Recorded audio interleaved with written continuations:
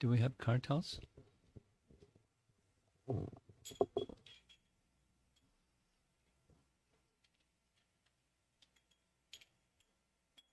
Thank you.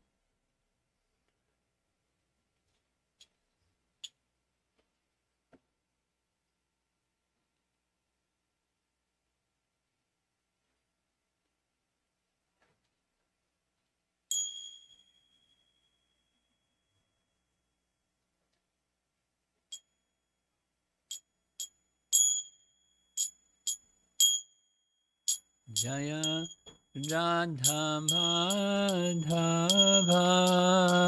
Kunjabi Hari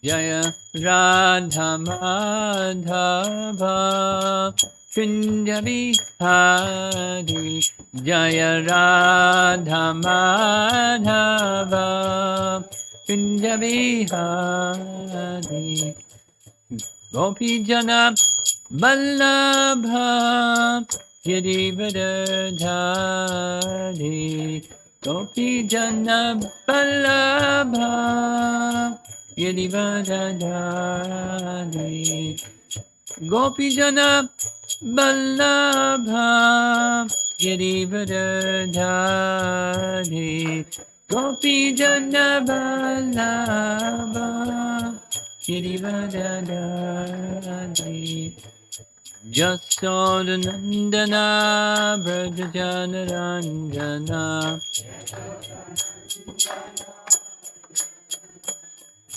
Jasodhanandana Vrindavana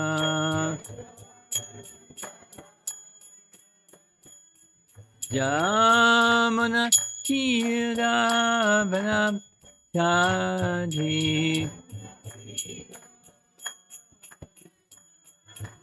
Jamuna Kiravana Chadi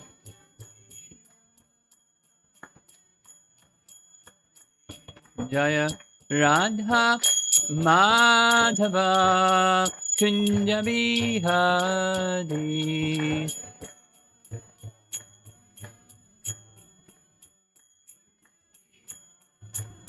Jaya Radha Madhava Kunjabi Hari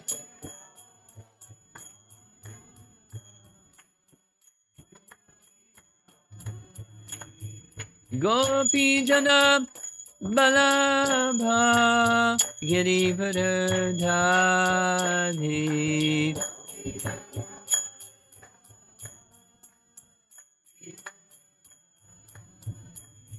Gopi Jana Vallabha Girivardhari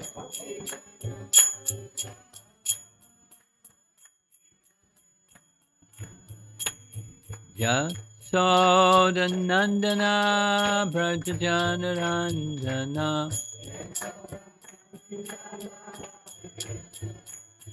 Jasodhanandana Vrindavana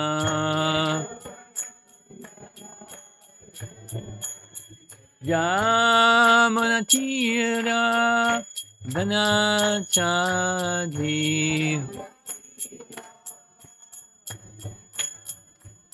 Jamuna Tira Vanachadi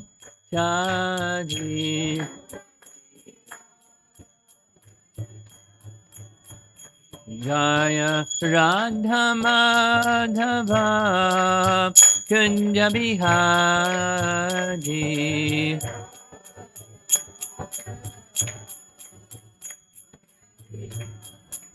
Jaya Radha Madhava Kunjabi Hari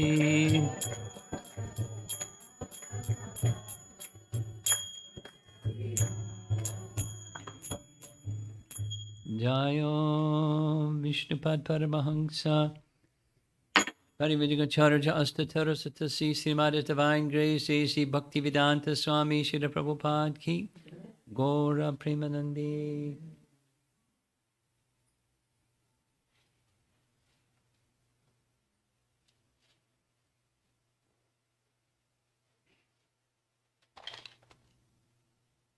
So you're a host, and there are some newer people here, yes? Who are the newer people? You're one? Okay. You know each other. That's how you came. This is my first time seeing him. The first time you're seeing him. How did you end up here? I was invited by her wife. So one of my friends is her wife, so colleague. Okay. Okay. Hare Krishna. And? Hare Krishna. I know him. He's my friend's relative. Okay. And this is your first time attending some gathering like this? Yeah. Okay. Anyone else? Coming. Okay. Thank you for joining us.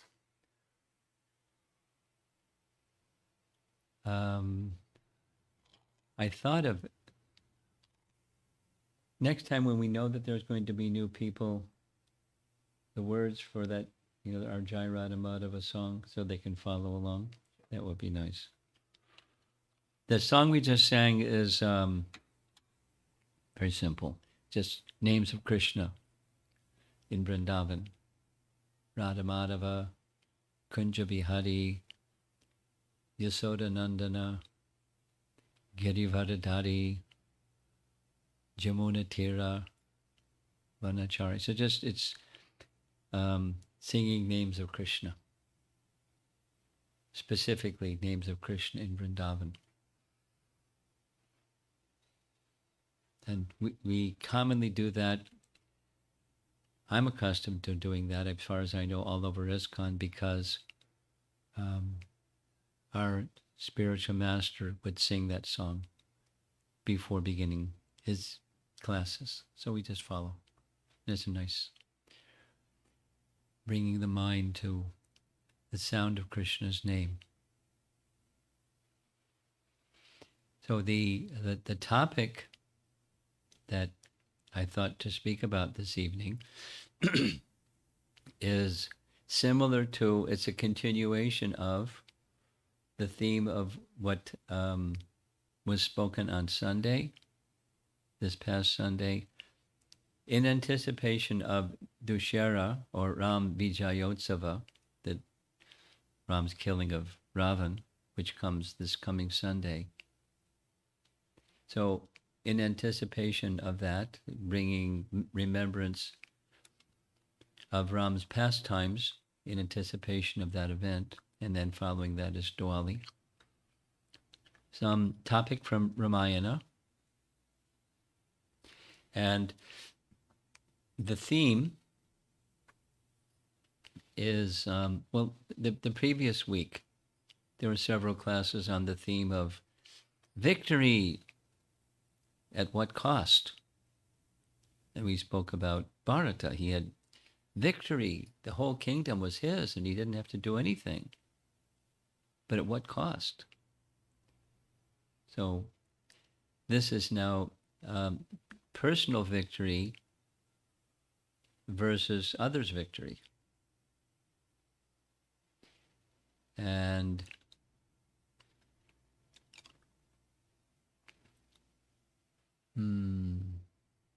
this evening, we're going to speak about Jatayu. I'm looking at our young people sitting on the stairway here. Do you know who Jatayu is? Have you heard his name before? Yes? When you hear Jatayu's name, what do you think of? Just quickly. Jatayu. Whoa, very good.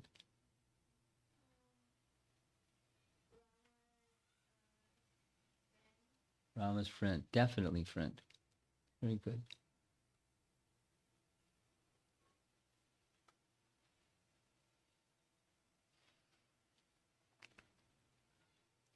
in the fifth section, Kanda, Sundara Kanda, or like the fifth canto, there's we meet Jatayu's brother. Jatayu's brother was Sampati. Sampati? Sampati. They were brothers. Sampati was the older brother. Jatayu was the younger brother.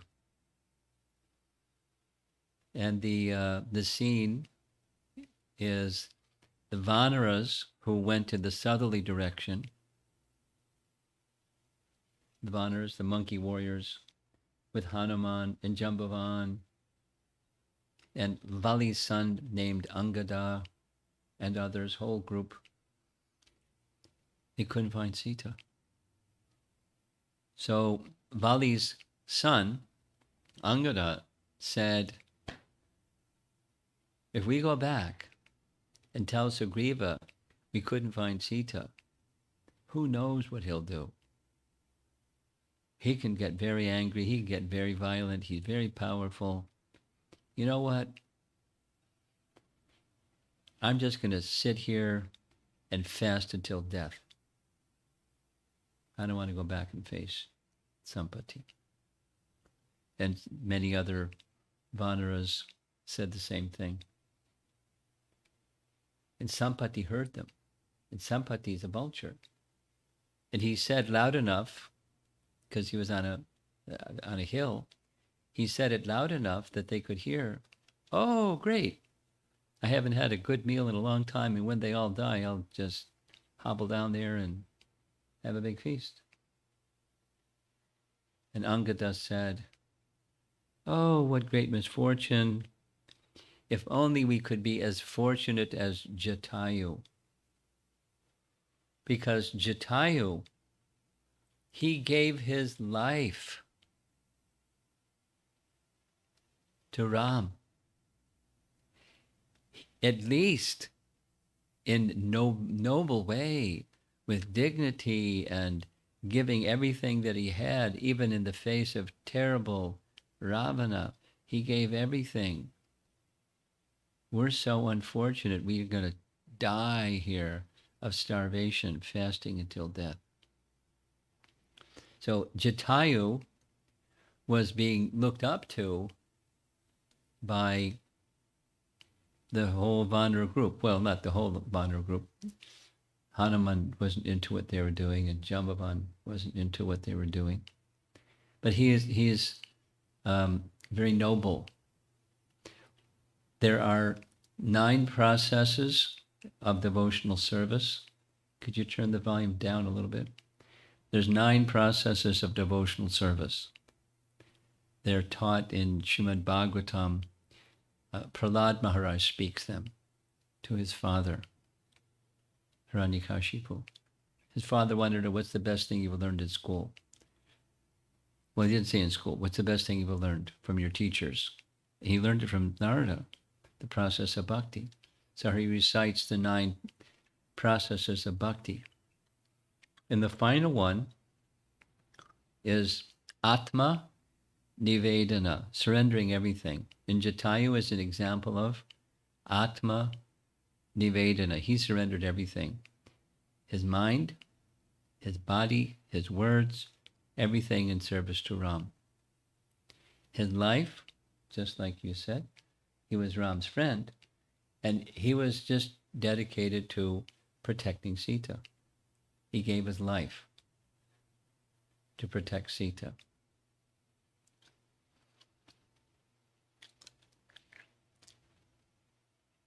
So the thought I had in contemplating this little theme, our victory versus others' victory, in life, we're often very involved in our little victories, whatever that may be, like do well in school, or do well in sports for some people, or do well in your career, or do well in something. the presidential campaign is an example. They'll do anything. I mean, some cases to get victory, there's no holds barred. The end justifies the means, and so forth. But for someone to dedicate themselves entirely to the purpose of another, that's very hard. It's very rare. But that may be, at least in the case of Jatayu, it certainly was his personal victory, placing the victory of Ram and Sita above anything else that was important to him. He lost his life, but he went to the spiritual kingdom. We'll hear as we're going along this evening. So, in the practical application for us on this topic is, as we're moving along, making our plan of what we are considering our life should be, a Vaishnava principle is to not just to engage in service to the Supreme, but to be engaged in the service of the service of the service of those who are engaged in service to the Supreme. Das anudas. The servant of the servant of the servant. So Jatayu is a very nice example to see as a role model. A little bit of a background on who Jatayu and Sampati were the sons of. There's a description when Jatayu meets Ram. He gives a description of who his father and who his mother were and his ancestry. It's part of Vedic culture. You don't just give your name, but your ancestry. So he says, Jatayu says to Ram, when they had just been with Agastya. Sita, Ram, and Lakshman had been in the forest for a little over 12 years, close to 13 years, to finish up the last of the 14 years. Agastya recommended that they go to Panchavati. Nice place. Panchavati today is very near Nasik. Nasik is a city in Madhya Pradesh. Madhya Pradesh? No. Maharashtra.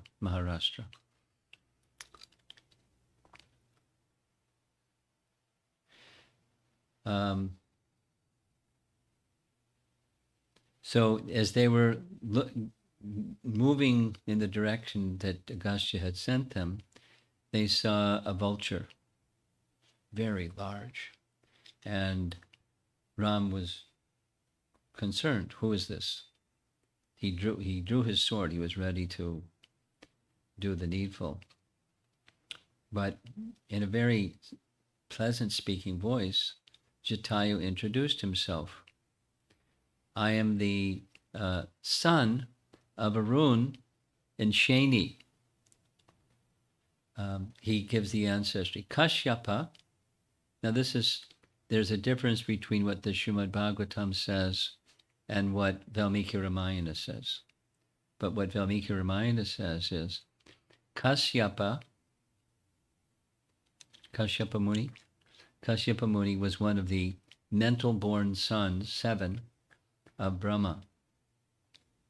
And Kashyapa was given in marriage 7 of the daughters of Prajapati Daksha.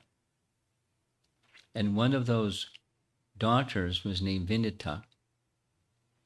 And Vinita, their son, Kashyapa and Vinita, their son was Arun.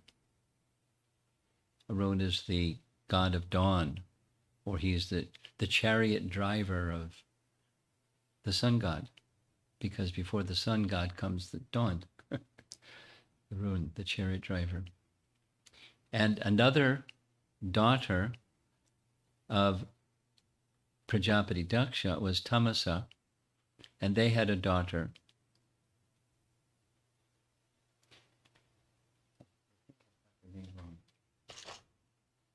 But Shani is something else. That's Shani. So Jatayu and Sampati were sons of Arun.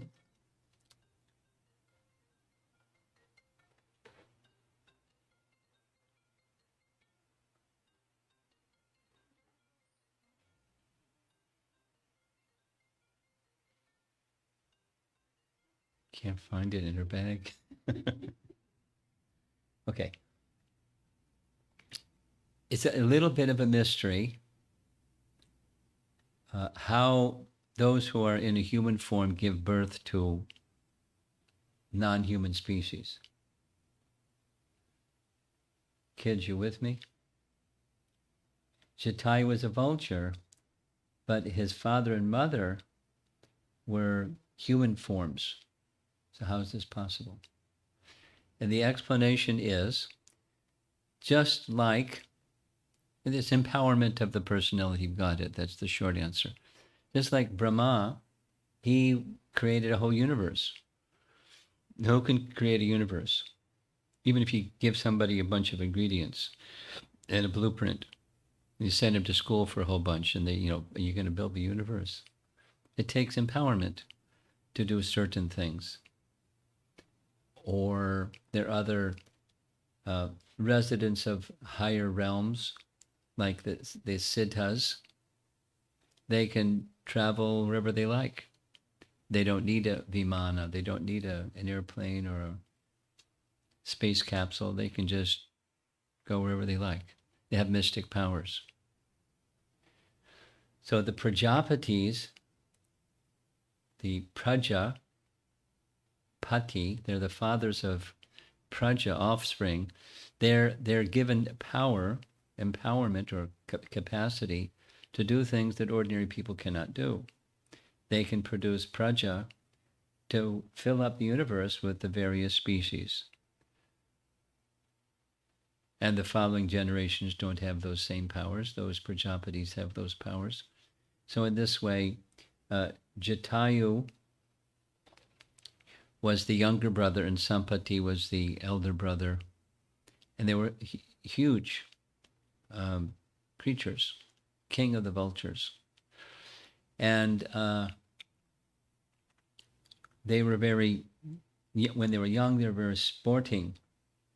They decided one time, they went to the Himalayas and they made a pledge to the sages that they wanted to follow the course of the sun from the time it rose in the east to the time that it set in the west. So they went flying high and high in the sky. And when it came about noon time, the heat of the sun was too much for Jatayu, and he was becoming weak from the scorching heat of the sun. So Sampati saw that, and he spread his wings both wings, in order to shade his younger brother. But when he did, immediately his wings burst into flames, and he went plummeting to the ground and came in for a crash landing in the Vindhya hills. This is described later in Valmiki Ramayana. Sampati describes this to the Vanaras, how this happened.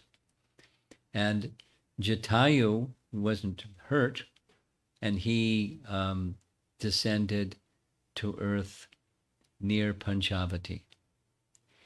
It turns out that Jatayu, he was a cousin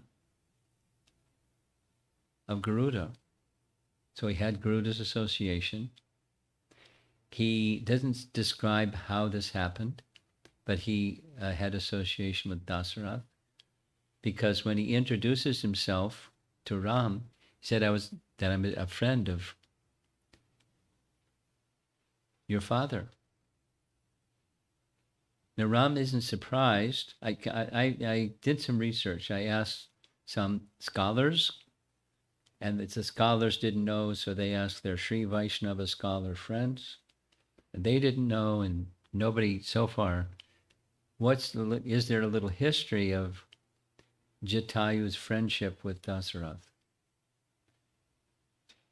No explanation. No explanation.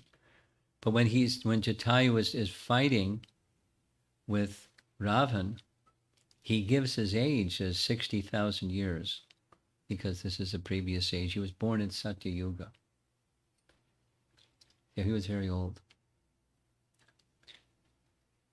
So the scene opens where Jatayu meets Ram. Ram immediately hearing the voice of Jatayu, hearing his father's name, and appreciating the dedication, because this is Ram.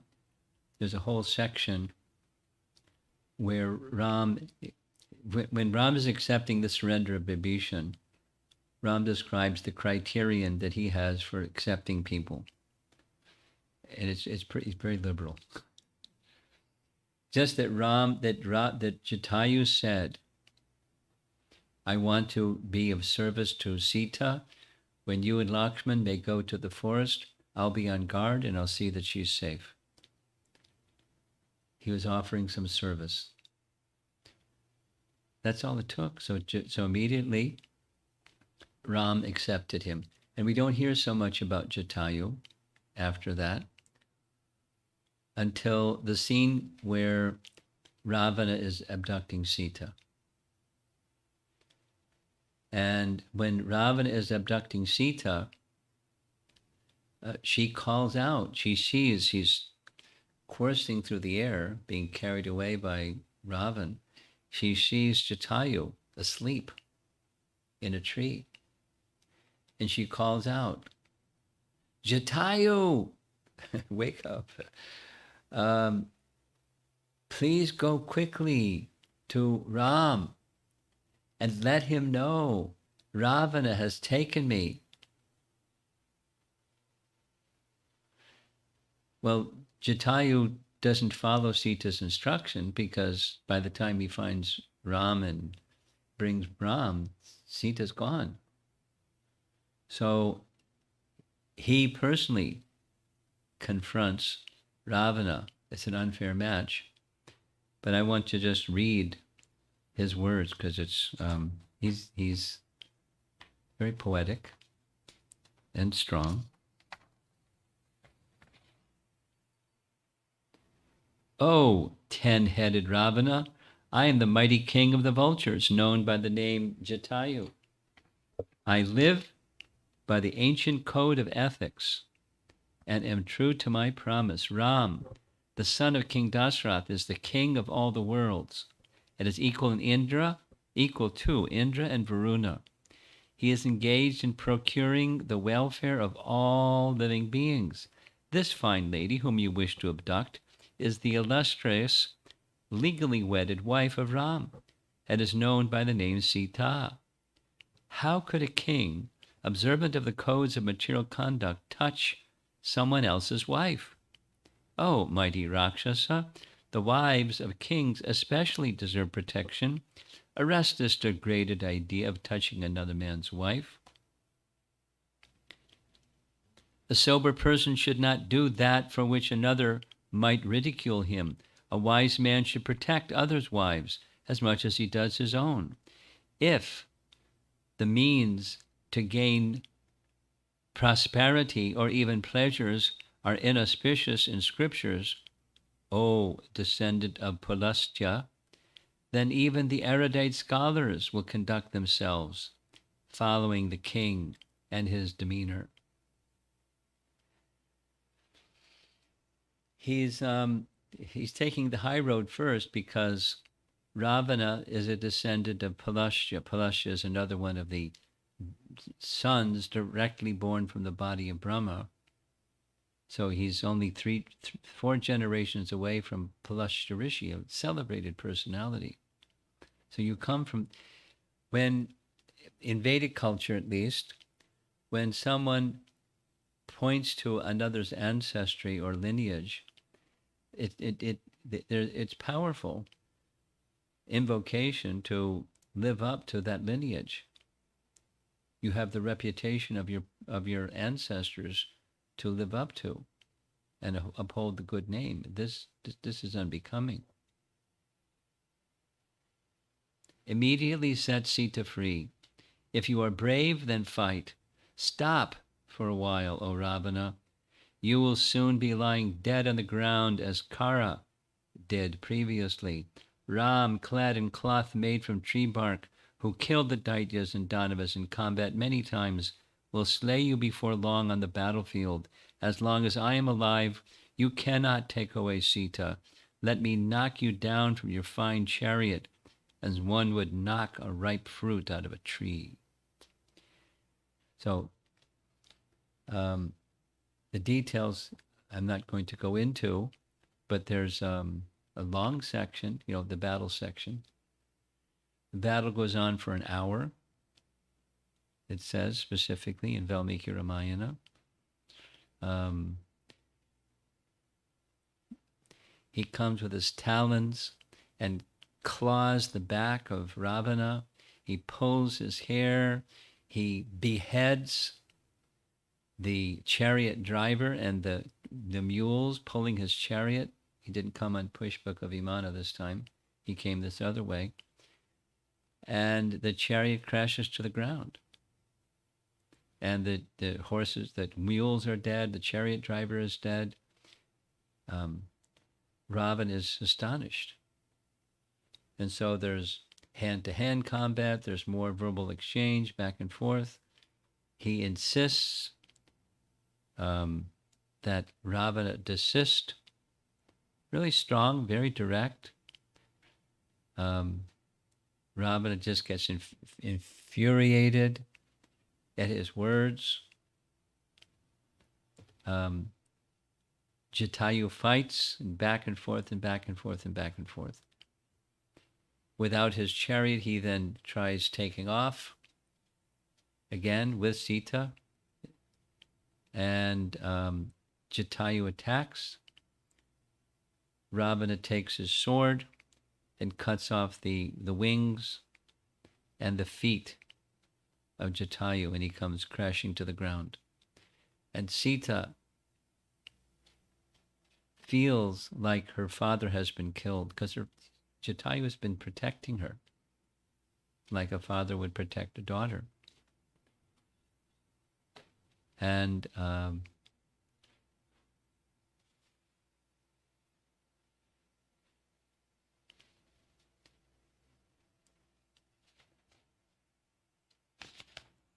Sita rushes to the side of Jatayu. He's bloody all over the place. She isn't bothered by that. She's just holding Jatayu as if he was one of her family relations. Ravana looked at Jatayu, there's nice language here, who resembled a blue cloud, whose breast was whitish, whose prowess was great, and who now resembled an extinguished forest fire. Embracing the bird that had fallen on the ground due to the force of Ravana's blows, Sita, who was effulgent as the moon, began weeping again and again. But Ravana forcibly abducted her and took her to Lanka. So back to the theme, Jatayu is here making personal sacrifice. In his mind, this is this Atma-nivedana principle. His mind was already committed to protecting Sita. Here now he's giving his body to protect Sita. I mean, that's not what she asked. He's in their exchange. Jatayu says, I'm old. I'm 60,000 years old. I don't have weapons, and you have so many weapons. But I can't stand by and watch you take Sita away. As long as I'm alive, you cannot do this. And so he's fulfilling a promise that he made to Ram, that he would protect Sita. And he's doing it to his full capacity, exactly as he said. Another's wife should be protected as much as one protects one's own. What to speak of the wife of a king? She's one of the mothers. The 7 mothers is the wife of the king. So he's giving his life. And he's the emblem of sacrifice, and Ravana is the emblem of exploitation. And it's like the pandemic situation. Even if you have good health, if you're exposed to some disease, you may infect the disease. So we have to be, when there's a personality like Ravana, a personality of exploitation and very powerful, then proper protection is required. So Ram is going to provide that protection. That's the reason why the demigods wanted Lord Vishnu to descend, because they were powerless. Brahma had given a benediction that they can't stop him. He can't be harmed by them. So the personality of God had to intervene. But nonetheless, perhaps practically speaking, understanding that anyways, it was the end of his life, he gave his life. The next we hear of Jatayu, the final part that we hear of Jatayu, is he gives his words. Because Sita gave a benediction, may you live until you're able to tell Ram that I've been taken by Ravana, as she was being taken away. So Sita's word is very powerful. She didn't set a time limit, just give his words. So when Ram came back, found Sita gone, chastised Lakshman severely, they searched everywhere, couldn't find Sita. Ram entered a state where he was so angry, he was threatening to annihilate the whole universe. And Lakshman had to calm him down. Usually it's the other way around. Ram has to calm Lakshman down. But he, will find Sita. And when there's adversity, you remain steadfast in fulfilling the purpose to overcome adversity. This is the sign of a great hero, and you're a great hero. So he gets him back on course. He performs from that point on. There are many cases where Lakshman, according to the Sri Vaishnava Acharyas, Lakshman, in a number of ways, performs a function of an Acharya, without listing them all. He, in a number of ways, he's Acharya. And this is just putting a pause on this for a moment. Lakshman, in the Chaturvyuha, he is the same as Sankarshan. So Vasudeva, Sankarshan, Pradumna, and Aniruddha. You're familiar with that? No? In the spiritual world, there are it's called the quadruple expansion. The Chatur Vyuha. Vyuha is a certain category of expansion. And Vasudeva is Krishna, and Sankarshan is Balaram. Or in Ram's pastimes, Vasudeva is Ram, and Sankarshan is Lakshman.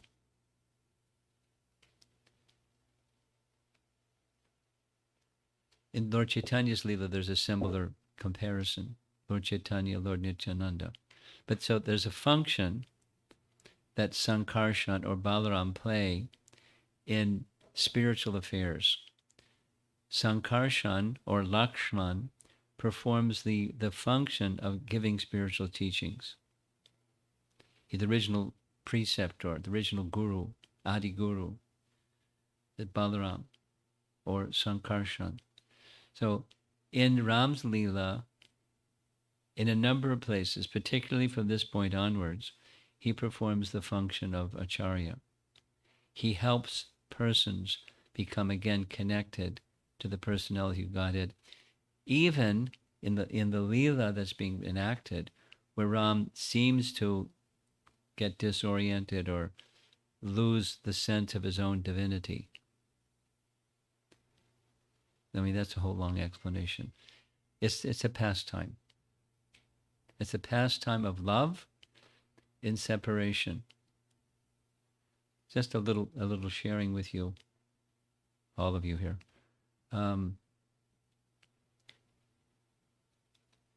Here in America, we have a national holiday, the 4th of July, Independence Day, when America declared their independence from the British, 4th of July. So in China, they have a national holiday. It's when Mao did what he did, and the People's Republic of China, and get rid of the old people, the previous dynasty of kings, rulers, and People's Republic. So they have their national holiday, and it's October 1st to 7th. It's a 7-day holiday. Those of you that work with Chinese people in your workplace, they're really workaholic people. They're really hard-working, dedicated people. And people in China are like that, not just the people that work here. But for 7 days, they have a holiday. It's like really nice. So I've been conducting seminars during the national holiday for the Chinese devotees. So we did a Zoom conference, and it was the personalities of Ramayana. And I'm just sharing with you. There's a group in one city. I asked them, new people, really new. I mean, they don't know Ram at all. They don't know Bhagavad Gita much, but they don't know, because Ramayana is not in Chinese. But the Chinese government just gave permission to print it. It took 8 months. But the government, anyway. So there's some feedback from these new people. And, one of them said, as far as before hearing these pastimes, I thought it was just like a nice love story. Ram and Sita, and there's a bad guy, and the bad guy takes the girl away, and so forth. Like Star Wars. Star Wars, I don't know too much about it, but I was told the person that wrote the script, he was so moved by Ramayana, he just made a modern Ramayana. There's the Sita that's stolen, and there's a monkey involved in Star Wars, and it's just patterned after Ramayana. Anyways, so this Chinese young person, and she's in her 30s, said, I thought it was just like a love story, but hearing all these, I don't understand everything about everything, but it's very profound, and it's very moving to see the dedication of the various personalities, not only Hanuman, I mean, because it's all totally new. Vibhishan and the various personalities are so dedicated to serving Ram in different ways. I want to learn more about this and take inspiration so I can become dedicated in my service to Krishna, which is what the intention was in explaining all this. It's just, the prime the pump so they can get some idea of the personality of God and taking shelter of him, which is what Jatayu did. So now back to Jatayu. So Ram and Lakshman are searching in desperation. And finally they see the broken chariot, and finally they see the dead mule, and they see, looks like there was a fight going on here. Ram is a little wary. Maybe there's a Rakshasa in the play around here. And he sees Jatayu in the distance. What's that? But as he gets closer, he recognizes it's Jatayu. Jatayu. And he's bloody. He's not dead yet.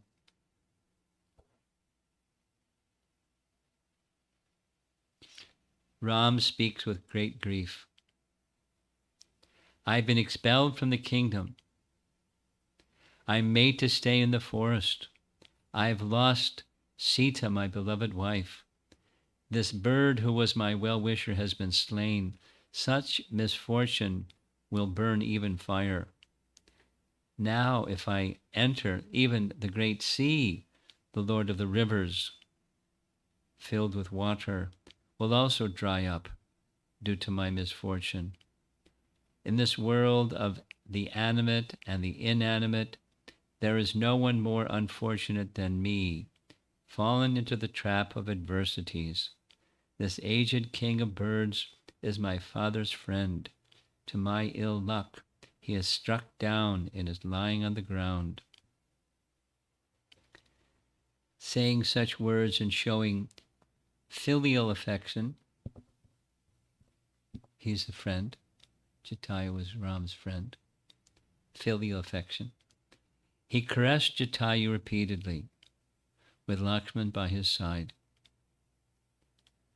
As Ram embraced Jatayu, who was covered in blood because of having his wings chopped off, sinking to the ground, Ram uttered the words, "Where is Sita, who is dearer to me than my own life?"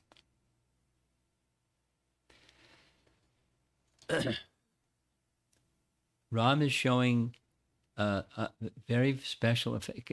He's completely left to the side his own despair and is now completely engrossed in the pain that Jatayu is undergoing. And he's now going to ask Jatayu, where is Sita? Because the benediction that Sita gave is, may you live until at least you let Ram know where I've gone. That it's Ravana that has taken me. So Jatayu, gasping his last, speaks. Sita was carried away into the sky by Ravana, the lord of the Rakshasas, who employed his ability at deception by creating a cover of thick clouds and strong winds. O my child, when I was exhausted, that demon cut off my wings and carried Sita off in the southerly direction. O scion of the Raghu race, I am gasping for breath. My eyes are reeling. Ravana, king of the demons, will perish soon for running away with your beloved Janaki. You need not worry about Janaka's daughter. You will soon enjoy the company of your beloved Sita after killing that demon.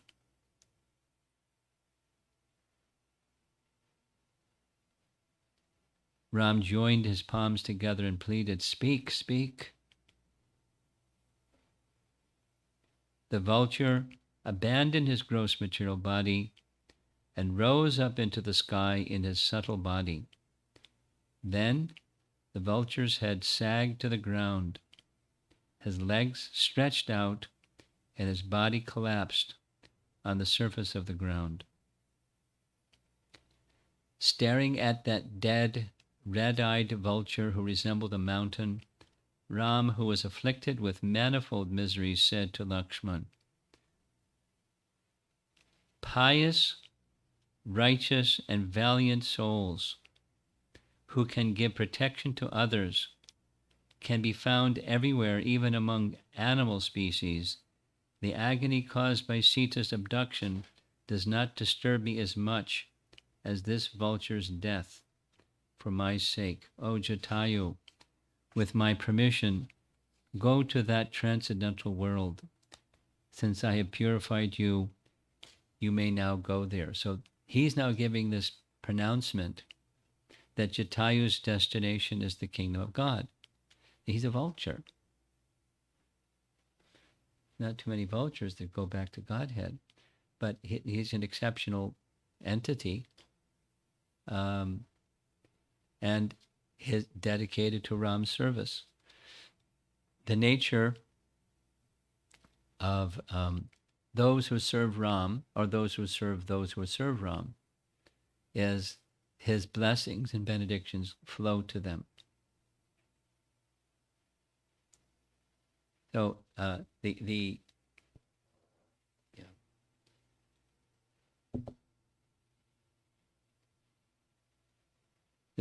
next thing they did, Ram says, I was unable to perform the funeral for my father, but now I'll have the honor of performing the funeral for the dear friend of my father, Jatayu. And he performs his funeral. Then he go to the river and offer water to the departed soul for the well-being of the departed soul and carry on with their journey. Now that they have this word, which direction has Sita gone, and who it was that they need to find to regain Sita, Ravana. Now, in one sense, where Ravana's headquarters was known to everybody. He was a notorious gangster, terrorist, and it was no secret where his headquarters was.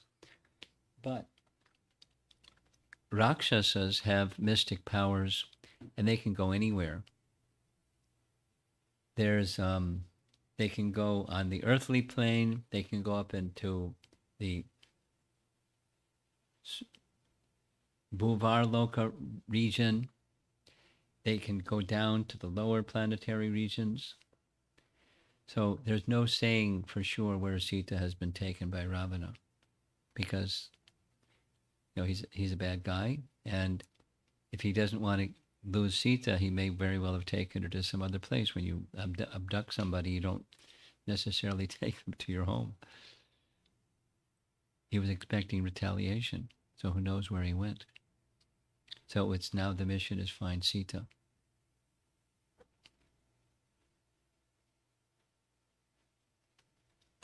And where Sita is later told by Jatayu's brother, because Jatayu didn't live long enough to say. But I'm looking at the two up here that couldn't recall hearing Sampati's name. Sampati said, although I lost my wings, I haven't lost my eyesight, and I can see 800 miles away where Sita is. She's in Lanka. She's under the custody of Ravana. So they started to make preparations to go to Lanka and inform Sita Ram is coming shortly, so she wouldn't give up her life, being harassed and tortured by the Rakshasas. So it's the storyline is very dramatic, but within the storyline, we're getting some nice instructions. Specifically, in the case of Jatayu, sacrificing for the happiness of others and the well-being and the victory of others, because that's what we're observing this coming Sunday, is victory of Ram over Ravan.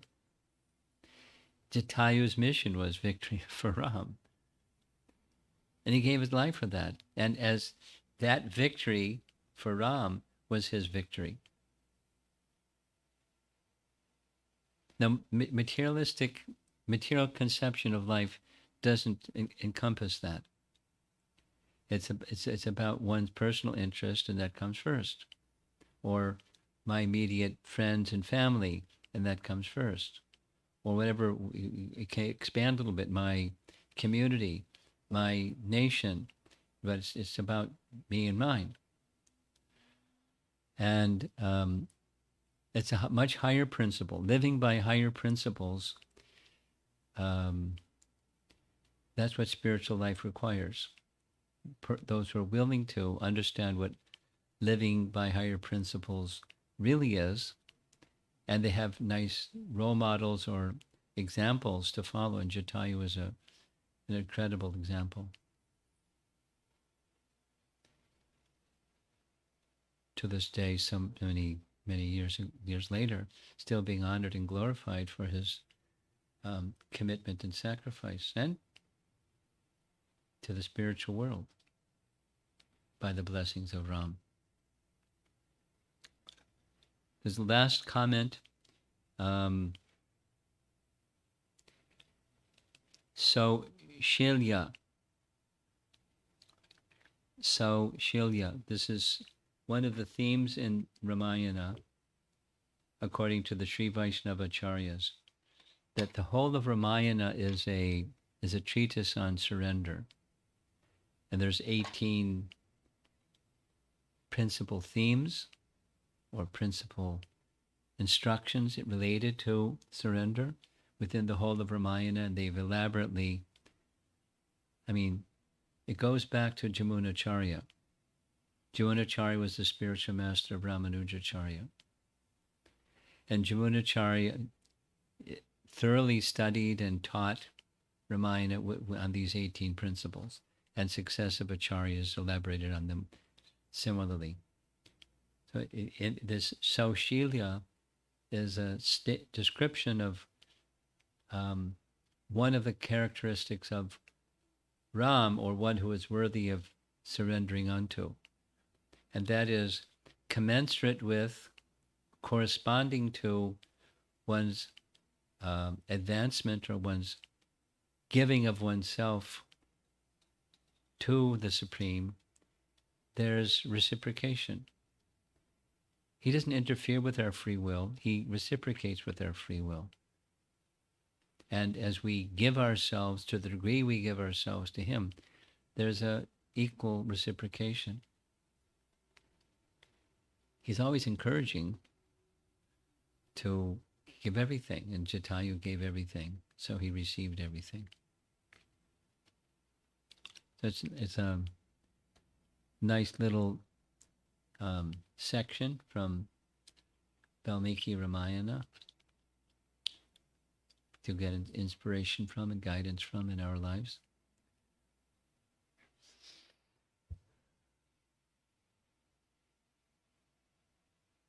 When I was told there are going to be some new people here, I wanted to know, are they Indian or American?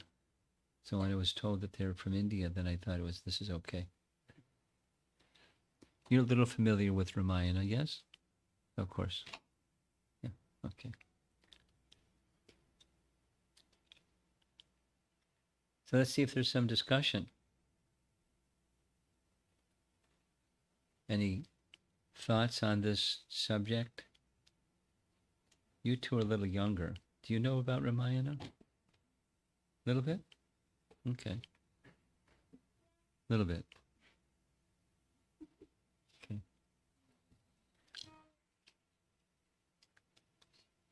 He's got something? Okay. Here's the microphone. So, when you were talking about before with the ancestry, Yeah. you were talking about they had to live it up for their ancestors. Like, when you connected it, like, my question was about when there was Prahlad Maharaj, his dad was like a demon. He was a bad guy, yeah. So, like, he wasn't living up to his ancestry because his dad was bad, but he wasn't bad. Yeah, that's right. So, But the difference in Prahlad's case is he had a guru that was an exalted Vaishnava, Narada. So, like when his father said, what's the best thing you would learn from your teachers? His father was thinking Chandanamarka. You know, the priests of the guru, of the demons. Those were his teachers. But Prahlad wasn't thinking, they're not. My real teacher is Narada. So he was aligned with Narada, not with the birth ancestry, but the spiritual ancestry, the spiritual lineage. Just like me. You know, I'm born and brought up in a certain way, but then along some point in my life came Prabhupada. And the alignment is now with Prabhupada. It's not like I tossed mom and dad to the side, but the alignment is with Prabhupada. And they respect that. Okay? I have a second question. Okay. It's like the same question, but it's with Prahlad's dad, because his dad or mom were like, his dad was a sage, I think. Who? Prahlad's dad's dad. So Prahlad's granddad. Hiranyakashipu's father? Yeah.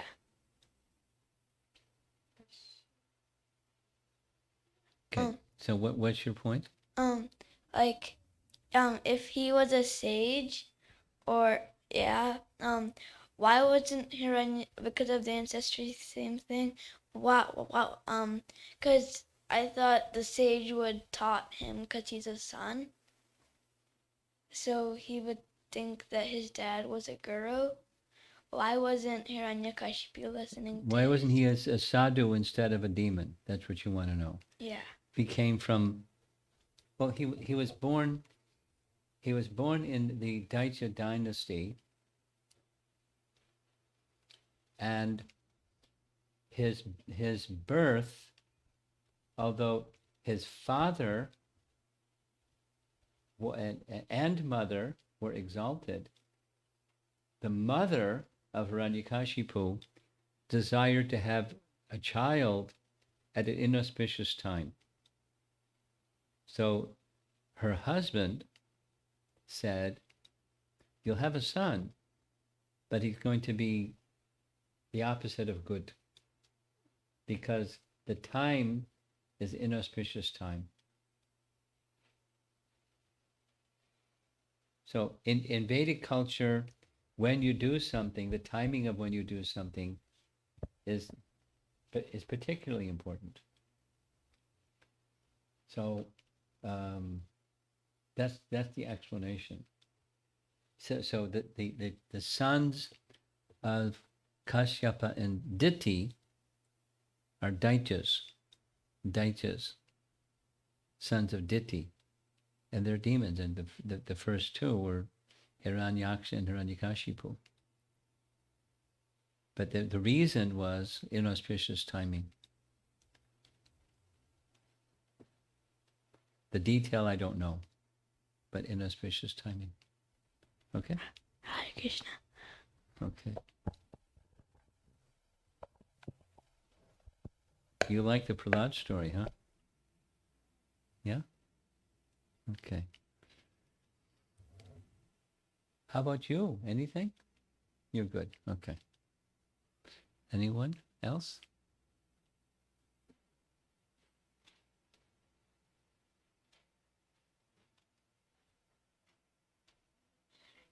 Okay.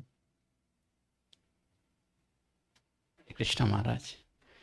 So, just doing a spiritual service at home, how do I contribute to the success of the Lord? In doing spiritual service in the home, how do I contribute to the service of the Supreme Lord? Or victory of the Lord? Huh? So, the victory of the Lord. The victory of the Lord. Well, you're a father and a husband, so victory would be specific in terms of your household duties here in the home. Then you create an atmosphere that's conducive. It sounds like you're doing that, but create an atmosphere that's conducive for this soul and that soul and these souls to be nicely connected to the personality of Godhead. And that's victory for the personality of Godhead. That is, souls are restored to that natural position for them, which is the Lord's wish. So that's victory for him. And you're an instrument of his victory. It's not an easy task, but that's what the victory looks like.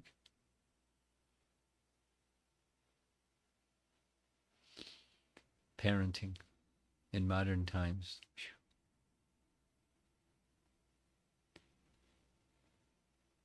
Anything else? Yes?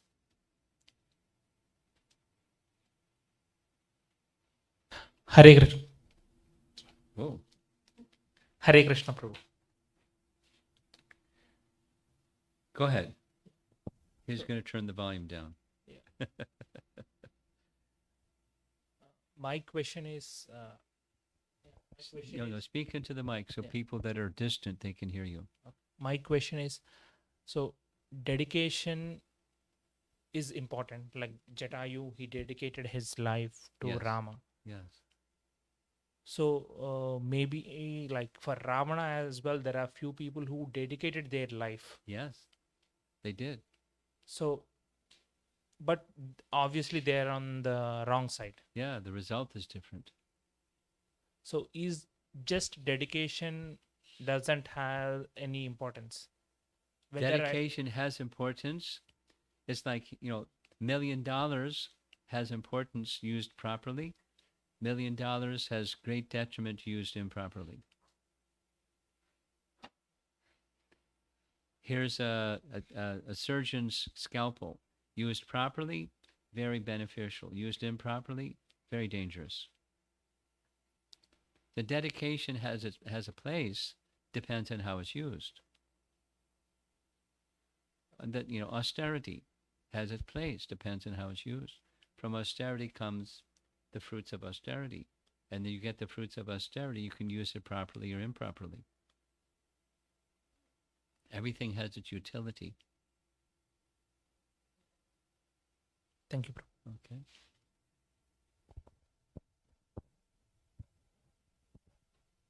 We have some online questions. Oh.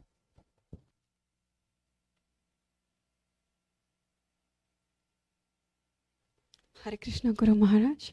Hare I have just one question. When we do sacrifice for others or for Lord also, but there is always mixed feeling, I think. So we want Always what? a feeling of like we don't do it selflessly. There is always a mixed motivation. Yes. How to go towards How to make it more unmixed. selfless? Yeah, Good question.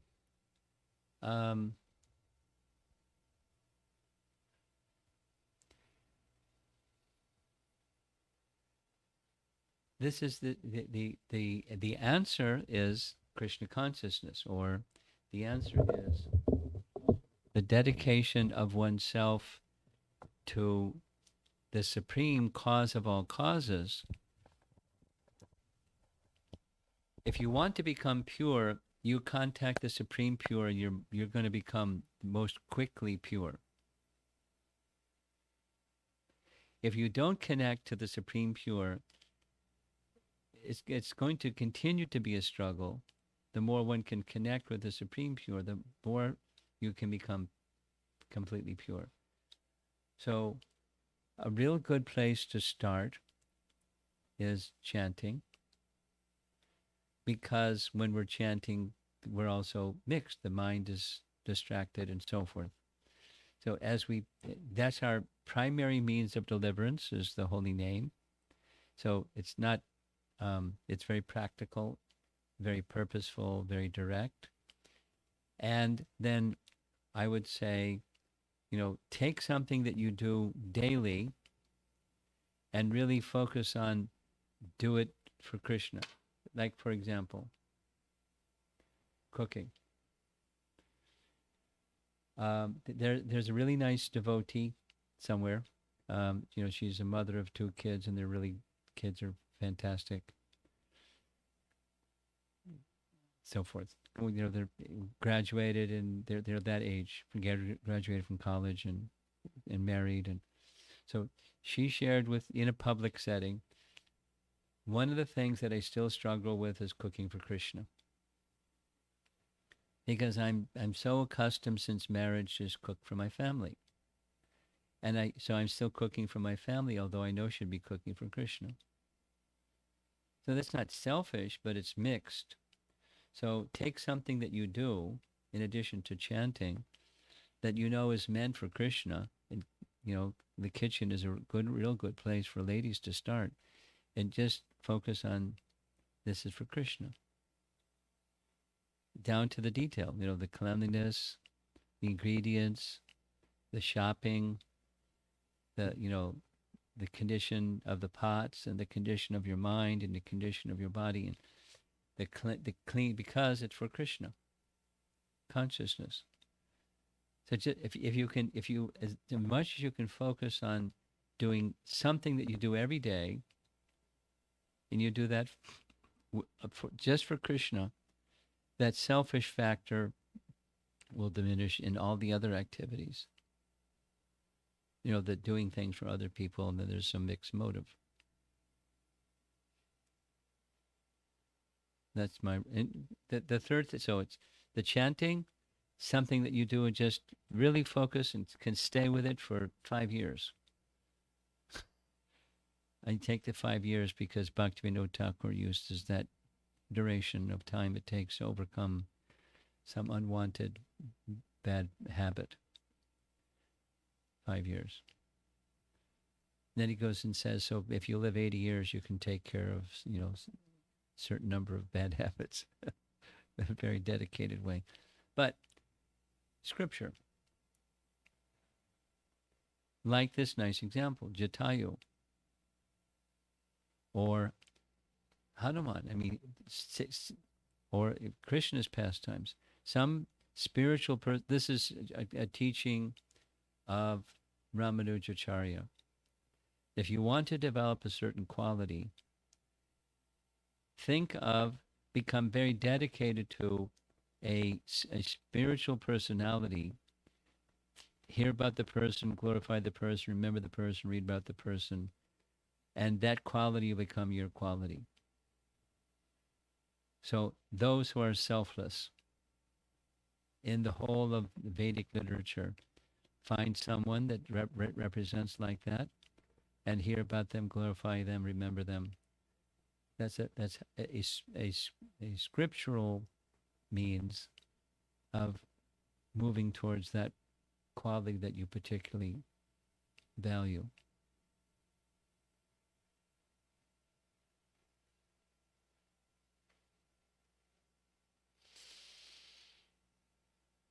Okay. How are we doing?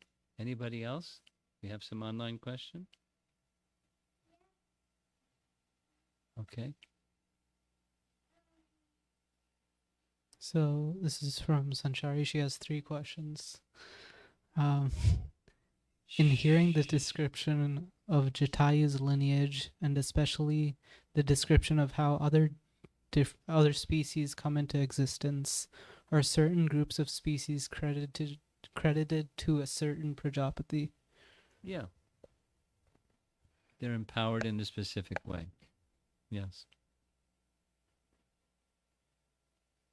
You come across anything that gives a clue as to what or who is the source of different species according to scripture? Yeah. Brahma and ultimately Vishnu. Brahma, it manifests Prajapatis, and Prajapatis manifest potencies that Brahma has, and Brahma gets his potencies from Vishnu.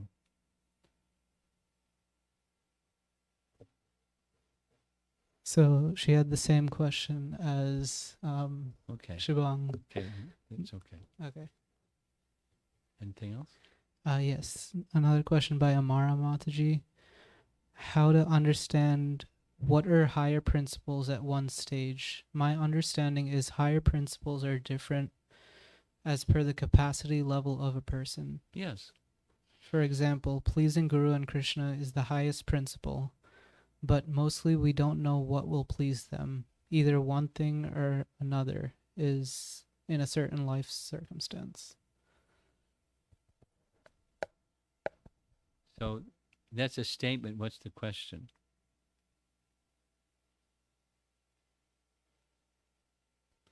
So how do we understand what are the higher principles at one stage in life? The ones that you apply, and as you go along in your spiritual journey, you regularly read the scriptures, and little lights will go on as you're reading scripture. Oh, there's an important principle, and you're thinking, how to best apply this in my life?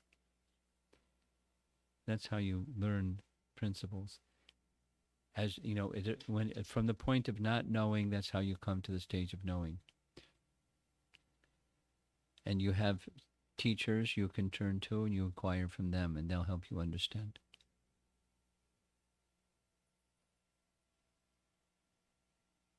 Okay.